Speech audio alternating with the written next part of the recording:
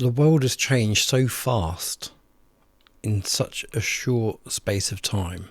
If you agree, let me know in the comments. But not just changing through invention, changing through replacement. Replacing nature, replacing people, replacing thought, replacing health, replacing independence, replacing humanity itself. Well, that's my shared thought of the day today.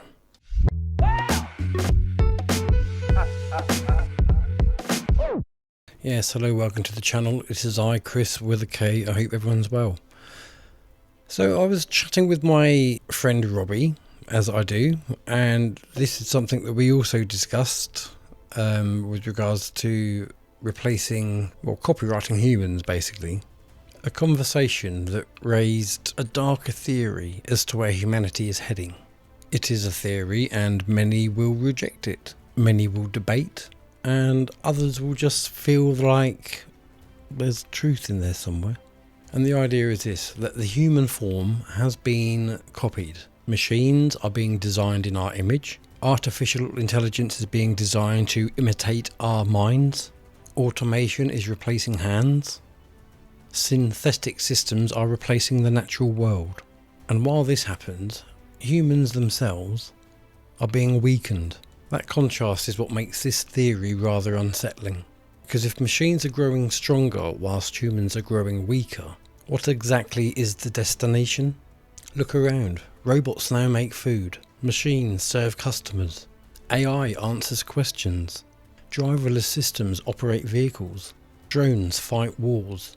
Automated systems that monitor populations. Care service increasingly relying on digital systems.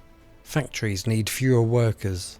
Even creativity, once considered deeply human, is now challenged by software. This is not science fiction anymore. It is already happening. Now, the argument being made is that society is celebrating the rise of machine capability, almost sounds like a Terminator plot, whilst ignoring the decline in both human capability and populace, because that's where the concern kicks in. Because if the human mind becomes dependent on AI for thinking, writing, solving, remembering, navigating, and creating, then what happens to natural intelligence over time? What happens when people stop exercising memory because devices can store it for them? What happens when people stop learning because software can answer for them?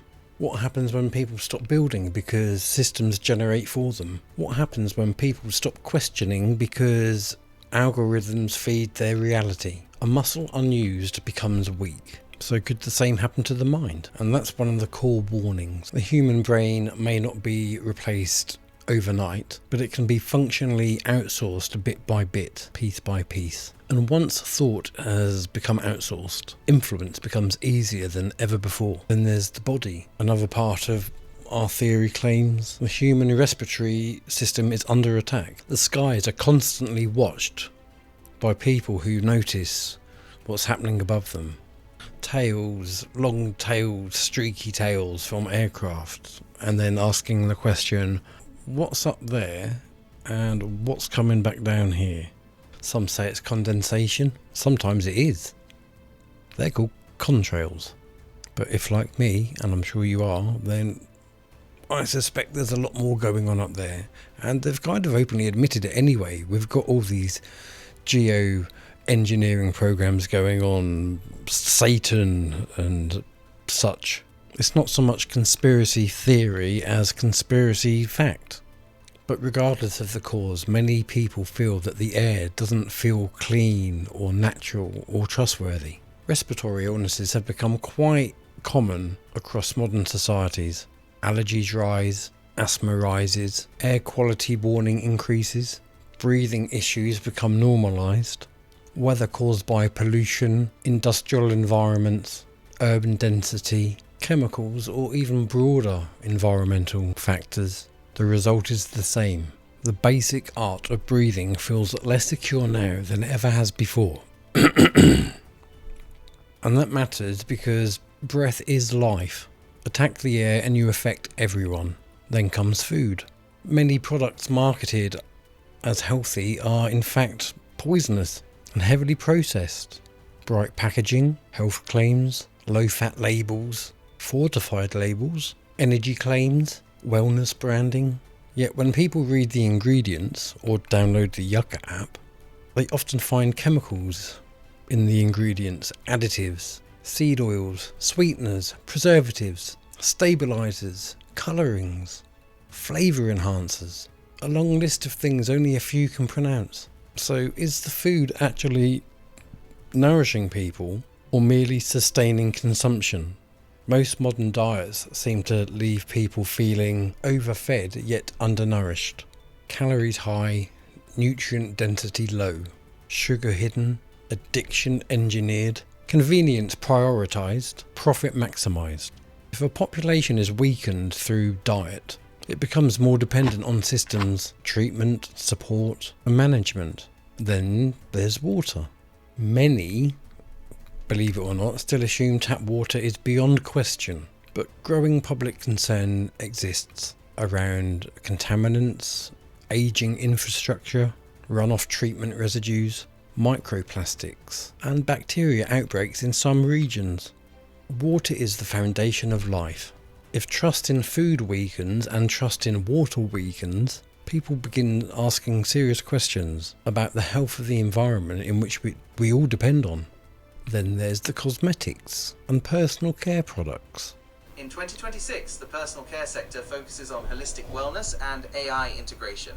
Always listening. Lotions, sprays, scents, creams, makeup, hair products.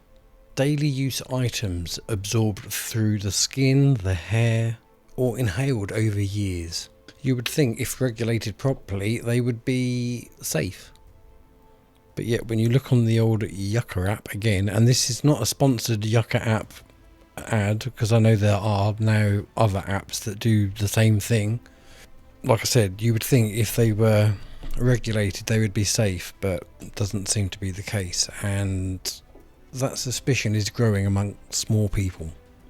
But a big part of the problem still remains that excessive use on a daily basis and the exposure over time is really rarely ever thought about by consumers. People often assume that if it's sold then it's harmless, and history has shown that that assumption can fail fast. Now combine all of these concerns into one big wider theory. Weaken the body, distract and weaken the mind, replace labour, I wish someone would, automate services, centralize control, reduce population dependence to a manageable system, keep enough people to run through consumption, paying taxes, maintenance and compliance, but replace the rest with machines. That is the sinister interpretation some people are seeing emerge. Whether one accepts it literally or not, it reflects a real anxiety for the modern age, that human beings on the whole are no longer the priority. Efficiency is the priority. Data is the priority. Profit, control and scalability are the priorities. And where do the climate policies come into this? Climate change is increasingly used to justify rapid structural change, more restrictions, more taxation, more monitoring, more behavioural controls, more central planning, more forced transitions. Again, environmental stewardship is one thing, but many fear that the issue can be fast-tracked as a mechanism to push systems that might otherwise face resistance. Digital tracking, travel limits, energy rationing, consumption scoring, smart cities, permission-based living. Whether that fear is justified or exaggerated, it exists because trust has been severely damaged. And once trust breaks, every policy becomes suspect. But the larger philosophical debate remains. If humanity is being nudged towards dependency while machines are being advanced to autonomy, then where does that leave the ordinary men and women? What is their role? Consumer? User? Data source? Perhaps the most disturbing aspect of this isn't so much the possibility that machines become more intelligent, it is that people become passive. Passive minds are easier to guide. Passive bodies are easier to medicate. passive citizens are easier to manage and passive consumers are easier to sell to. Yeah, cheers mate, I love too. Passive societies surrender freedom without noticing, and that's why the awareness matters. Question what you eat, question what you drink, question what you breathe, and question what you're told. And so today's thought is this: what if the real battle isn't man versus machine, but whether man forgets his own value before the machine fully arrives? Because once people believe that they're obsolete, replacement becomes easy. What do you think? Let me know in the comments below. Look after yourselves, and I'll see you in the next video.